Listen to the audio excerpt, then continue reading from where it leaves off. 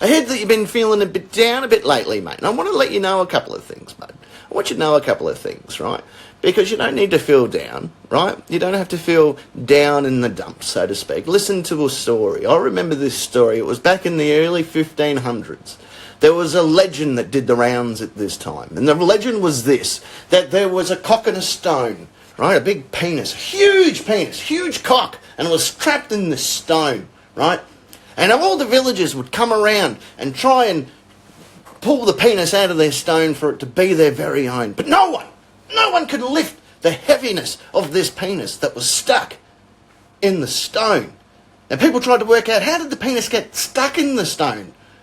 And we all remembered that there was a dirty little whore that lived in a lake, and she loved penis. And then one day, the guy that was given her penis chose that he didn't want to root a lady in the water anymore. He just wanted to have his penis for himself. And she goes, that ain't happening. And she put a curse on him. And he went off and fucked a rock for some reason. I don't know what it is. You know, it was the 1500s. People fucked everything.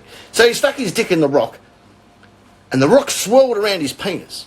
And it got trapped there. And it was then known as the cock in the rock, right? Or the penis in the stone, right?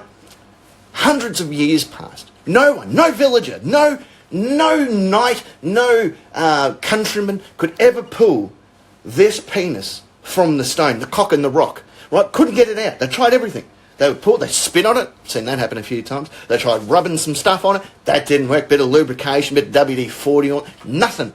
Nothing could ever get the cock out of the rock. Until one day, a man named Arthur came along. And Arthur, he was down in the dumps too. Arthur wasn't feeling great about himself. And he went up to the cock in the rock. And he just leant with his hands above his head and leant against the cock in the rock. And the cock attached itself to Arthur. And the cock slid out of the rock. And Arthur became known as the king of the cock. Right? And he's got this big, huge, fucking massive cock that he pulled out of the rock. And he felt happy about himself.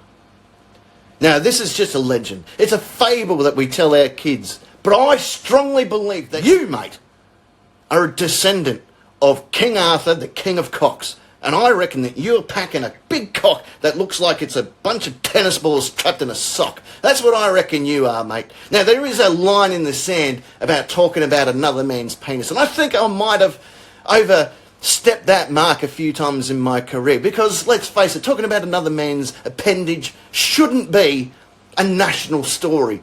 Until you remember the legend of Arthur, the king of the cocks, and you, mate, are the descendant of Arthur, the king of cocks, and therefore, mate, have that appendage, that marvel, that villagers would come and throw roses at because of the mystique of the cock in the rock. And you, my friend,